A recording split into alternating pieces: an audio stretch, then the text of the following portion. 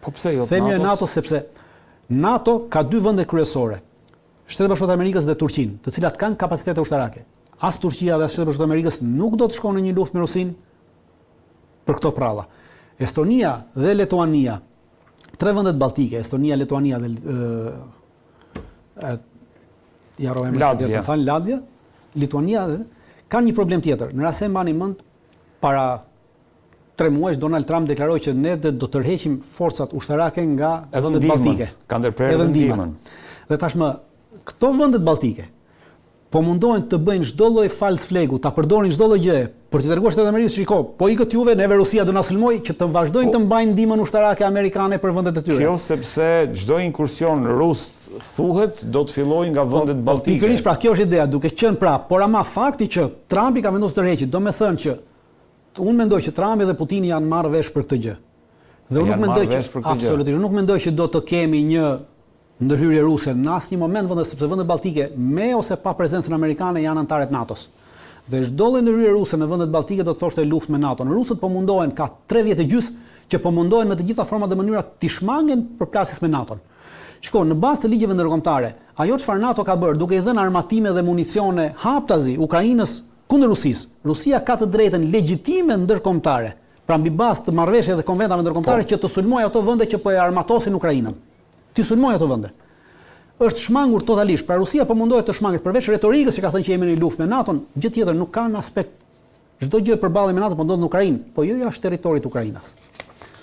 Dhe nuk mendoj që Rusia tashmë do të shfryzonte momentin për të sulmuar NATO-n, sepse kjo do ta çonte në një luftë dhe as Rusisë sot nuk i intereson lufta me NATO-n.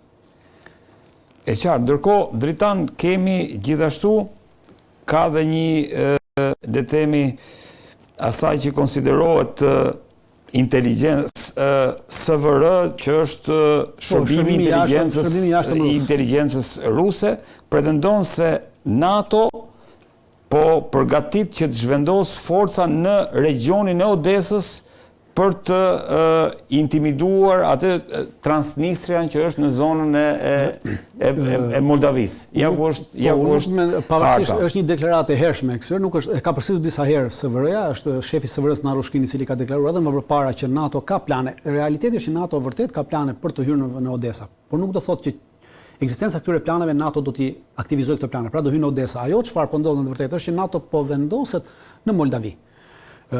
Aktualisht Moldavia vjet ka bërë një marrëveshje mbrojtje me Francën dhe sot aktualisht kemi trupa franceze të cilat po vendosen në Moldavi. Dhe kur thua po vendosen dritan, po thua Moldavia nuk është shtet i NATO-s, por trupat e NATO sepse ata që po na ndjek, trupat e Francës, trupat NATO. Pra, pavarësisht se Franca është vend i NATO-s. Moldavia ka vetëm marrëveshje me Francën, nuk ka marrëveshje me NATO-n për mbrojtje të ndërsjellë. Ka marrëveshje me Francën, në një shtet individual. Franca është anëtare e NATO dhe Franca po dërgon trupa, të cilat po i vendos kryesisht në këtë pjesën këtu, pra në këtë pjesën këtu mbi Odesë, edhe në këtë pjesën këtu. Kurse këtë pjesën këtu aktualisht është Rumania dhe Rumania ka sjell 2 brigada. Ka sjell një brigadë speciale, e ka vendosur këtu. Brigada sa trupa dritan? Diku të rreth 10.000 forca. 10.000 forca. Ka sjell një brigadë speciale dhe një brigadë gjeniere, të cilat janë të kompletuara diku të rreth. Brigada speciale ka 92% kompletim, kurse brigada gjeniere është 85% kompletim. Pra janë të kompletuara për një ndërhyrje ushtarake. Janë të kompletuara për një ndërhyrje ushtarake në Odesa. Në Odesa. Bëhet fjalë për Odesën. Brigada gjeniere pra bëhet llaf për Odesën dhe pra ata kanë sjell forca.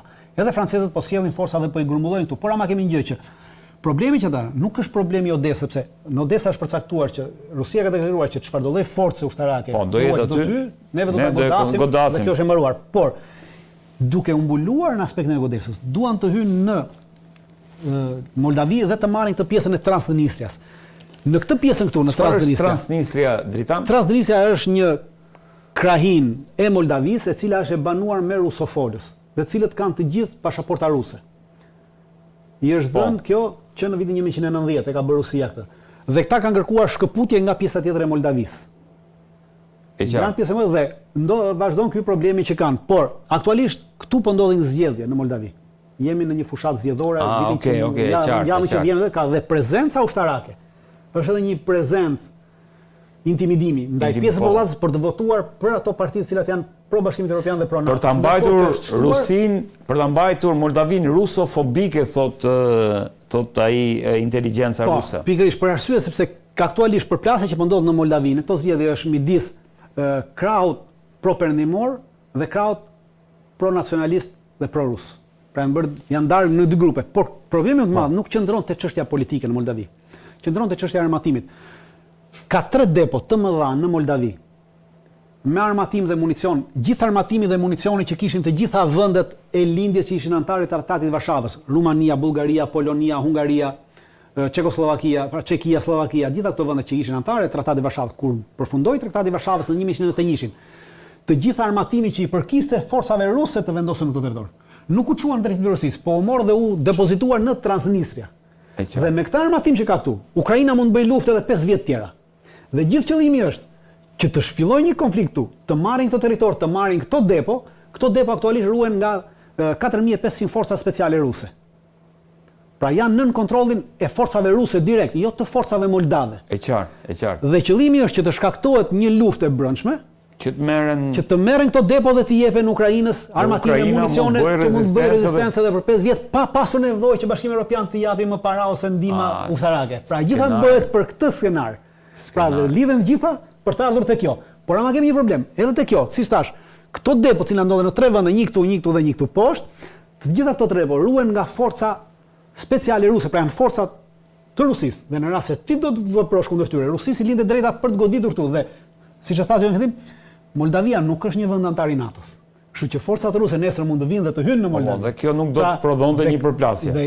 Por NATO-s dhe shumë vende Bashkimit Evropian intereson një përplasje tjetër në Moldavi, sepse për të ardhur në ndihmë duhet të kalojnë kjo pjesë që kontrollohet nga Ukraina.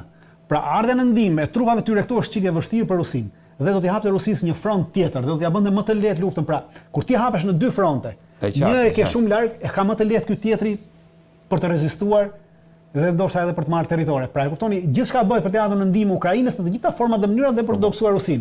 Shumë e qartë, Dritan, të falenderoj shumë që na sqarove këtë moment. Ndërkohë, Dritan, nuk e di sa kohë kemi, po më intereson shumë se po flasim për lidhjen e mesme, po flasim për Ukrainën. Kemi në Serbi së fundmi është bërë një paradë ushtarake, regjia duhet i kem edhe pamjet. Si e vlerësove dhe si e lexove këtë moment? Në rast se mbani mend, Vučići para 2 muajsh doli në një deklaratë publike dhe tha që do çudisim botën me paradën që do organizojmë në shtator, nëse mbani mend. Po.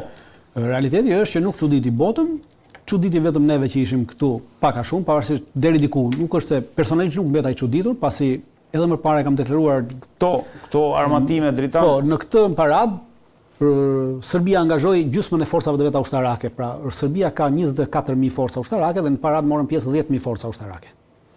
Pra, kaq është kapaciteti i Serbisë. Paraqiti 3 avione Rafale, pra 3 avionet Rafale që me Macron, por paraqiti avione Rafale nuk është se Rusia i ka marrë këtë avion.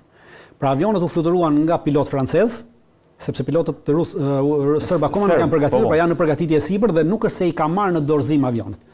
E ka thjesht për si eksploziv. Këta janë avionë që do marrë, këta 12 avion që ka blerë, pra është pjesë e këtyre 12 avionëve, por në këtë moment nuk është se i posedon avionët. Pra thjesht i paraqitet si pjesë e marrëveshjes dhe që ashtu. Ajo çfarë me të vërtet solli një për pjesën tjetër është paraqitja e disa dronëve me teknologji. Dronët janë komplet prodhim dhe teknologji izraelite, por me licencë hungareze. Pra të kemi dëgjë. Pra dronët i prodhon Hungaria dhe Serbia ka bërë një marrëveshje ushtarake me Hungarinë vjet për të marrë licencën e prodhimit të tyre dronëve. Pra një vend i NATO-s i ka dhënë Serbisë licencën e prodhimit të tyre dronëve që i prodhon vet, për interesat veta të marra nga Izraeli. Po. Dhe e dyta, ajo që ka paraqiti ishte një lloj rakete me rrezet deri 350 km, është raketë totalisht izraelite. Pra ajo është teknologji 350 km distancë. Distancë Goditje është raketë izraelite. Pra atë e prodhon Izraeli, është për prodhim i industrive ushtarake izraelite dhe ekskluzivitet vetëm i Izraelit. Dhe ja ka blerë si prodhim teknologjie, apo ja ka shitur Izraeli, kjo duhet parë. Pra këto ishin 2 risit. Risit të tjera nuk ishte. Kjo raketa 350 km Dritan? Kjo raketa 350 km, pra kërcënon Kosovën, në rast se do ta shohësh, po unë nuk e shoh si kërcënim, për arsye se në Kosovë është tjetër, pra kemi tjera rrethana në Kosovë.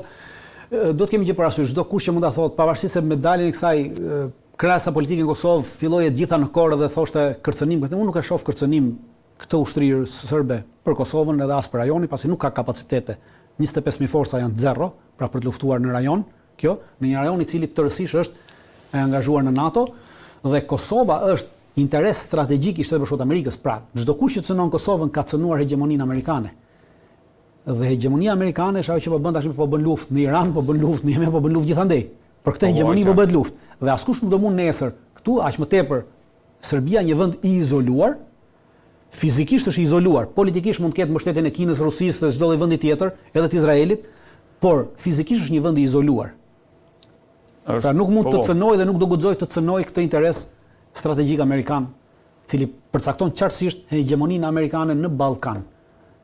E qartë, pra nuk është themi... Po këto ishin, pra nuk është diçka, kjo ishte. Dritan, të falenderoj shumë që të kisha, si gjithmonë kënaqësi.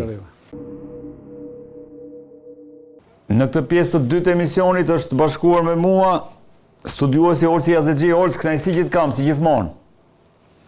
Kënaqësi që jam edhe unë. Olsi, Britania, Franca, Kanadaja, Australia, Portugalia dhe disa vende tjera shumë të rëndësishme që mund të konsiderohen edhe ajka e të paktën e Europës, kanë vendosur, kanë shpallur njohjen e shtetit të Palestinës. Si e lexon këtë moment? Unë këtë moment e shoh si një moment krize madhore në aleancën perëndimore, nga që vendet kryesore të G7-s, vendet e dominionit perandorak britanik, domethënë Britania e Madhe, Kanadaja, Australia, Zelanda e Re, dy fuqitë nukleare të Evropës, ato që edhe shpikën Palestinën, por edhe Shqipërinë, Britania e Madhe që sapo e përmenda, dhe Franca, dhe pas tyre Portugalia, Belgjika, Luksemburgu, Malta, San Marino dhe Andorra. Gjitha këto po bëjnë atë që nuk pritej, që prej vitit 1948, kur fuqitë fituese të luftës dytë botërore, anglo-amerikanët dhe francezët në një anë dhe boshti sovjetik në anën tjetër, ku boshti sovjetik ku hynte edhe Shqipëria, Palestinën do ta njihnin si shtet vetëm në 1988, ndërsa bloku perëndimor do të refuzonte që ta njihte Palestinën, duke e lënë Izraelin si hegemon mbi jo vetëm Palestinën, por edhe botën arabe. Dhe më në fund, tani në shtator të vitit 2025, ne po shohim ndryshimin e historisë. Po kemi përçarje në boshtin perëndimor, ku Franca dhe Britania e Madhe, të cilat historikisht kanë qenë bashkë me amerikanët në mbështetjen e Izraelit, më në fund po thyejnë unitetin e perëndimit dhe po njohin shtetin e Palestinës. Tani pse bëhet kjo, mund të pyesë dikush, për personat që din historinë e konfliktit arabo-izraelit, historikisht britanikët, francezët, australianët, neozelandezët kanë qenë kombe që kanë luftuar për Izraelin. Izraeli u krijua nga ky bosht. Nuk ishin amerikanët ata që mundën Osmanët në 1918, ishin britanikët dhe francezët. Erdhën trupat e Anzakut, australianët, neozelandezët, ata që mundën gjyshrit tan Osman, dhe ishin britanikët ata që me deklaratën e Balfurit të 1917-s ndërtuan aleancën e famshme ndërmjet mbretërisë britanike dhe bankierëve zionist. Por me gjithë mbështetjen që Britania dhe Franca i kanë dhënë Izraelit që prej vitit 1917, që i bie më shumë se 108 vite, më në fund limiti ka arritur aty ku nuk mban më, nga që me krimet që Izraeli po bën në Palestinë, në Gaza dhe në Bregun Perëndimor, dhe me kthimin e Izraelit të një qeni të tërbuar, i cili, sikur biseduam vetëm javën e kaluar sulmoi 6 vende, nga Tunizia, Katari, Libani, Palestina, Jemeni, edhe nuk e mbaj mend se kush ishte vendi tjetër. Domethënë, me këto krime që Izraeli po bën, edhe për më tepër duhet përmendim këtu edhe gjetjet e OKB-s që u publikuan përpara një jave, ku edhe OKB-ja pranoi që Izraeli po kryen gjenocid, dhe këto fuqit perëndimore thjesht nuk e përballojnë dot me Izraelin. Izraeli është bërë i papërballueshëm, është bërë embarrassing, është term në anglisht, nuk di se si ta përkthej në Shqipëri, por domethënë sikletosës. Urdhro? Sikletosës, të vjen turp. Domethënë po i sikletos kaq shumë këto fuqit perëndimore, saqë ato tani thonë, okay, ky është limiti, ne nuk të përballojmë dot më. Se duhet kuptojmë edhe një gjë tjetër, që me përfundimin e luftës dytë botërore dhe me mundjen e nazizmit, në botë u ndërtua OKB-ja dhe Organizata e Kombeve Bashkuara u ndërtua për të bërë ligjin ndërkombëtar. Dhe ligjin ndërkombëtar parashikon që shtetet pushtuese nuk kryen dot gjenocid mbi vendet që ata i pushtojnë. Deri tani Palestina ka qenë në okupimin e Izraelit, po për sa kohë që palestinezët mbaheshin në fushtim dhe nuk shfarroseshin në mas si tani, Alianca Perëndimore ishte e gatshme që ti ignoronte krimet që bënte Izraeli. Por me atë që Izraeli po bën tani, që po vret njerëzit me uri, që rripi i Gazës është kthyer në një kamp përqendrimi ku Izraeli për ditë godet me dron dhe me avion dhe me tanke, është bërë një situatë që njerëzimi nuk e ka parë që në luftën e Stalingradit. Dhe përveç kësaj, Izraeli tani më i ka kaluar gjitha limitat. Sepse Izraeli është në luftë dhe bombardon të gjithë fqinjet e tij. Nga Siria e deri në aleatin më të rëndësishëm të boshtit anglo-amerikan në gjirin persik, që është Katari.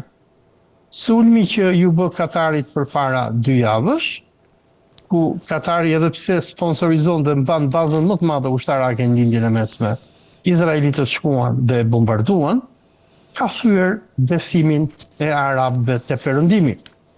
Dhe në veçantitë të britanikët, dhe duhet të kuptojmë diçka, që shumë nga këto vende arabe, që nga Katari e deri te Palestina, kanë qenë koloni britanike.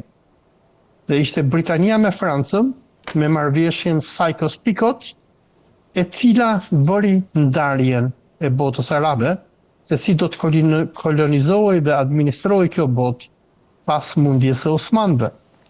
Dhe si francezët, si anglezët, kanë shpenzuar me miliarda dollar për të ngritur këto shtete në gjendje të tjera. Kanë derdhur gjitha të gjatë që ja morën këto shtete, ja morën Osmanëve, por tani Izraeli nuk po respekton asgjë. Dakor, deri përpara 7 tetorit të vitit 2023, Izraeli konfliktin e mbante në territoret e pushtuara. Shkonte, futej, vriste njerëz, bënte krime etj. Dhe fuqitë perëndimore e injoronin se nga frika e lobit që fut, është i fuqishëm, mos i mërzitim lobin që fut, mos i mërzitim amerikanët etj. Po tani Izraeli ka bërë një nga krimet më të mëdha që i ka ndodhur njerëzimit që prej luftës dytë botërore, është ajo e prishjes së rendit ndërkombëtar. Izraeli nuk respekton as i ligj. Dhe prandaj këto fuqitë perëndimore në këto momente janë duke në blok i bërë karshillëk jo Izraelit, se Izraeli nuk është gjë, por Amerikës. Duke thënë Amerikanëve që ne nuk e mbajmë dot me Izraelin. Kjo është fundi. Po. Ne do të njohim shtetin palestines. Sepse në një nga, nuk kujtohet, në një nga këto gazetat online të Izraelit, më duket Times of Israel, kjo konsiderohet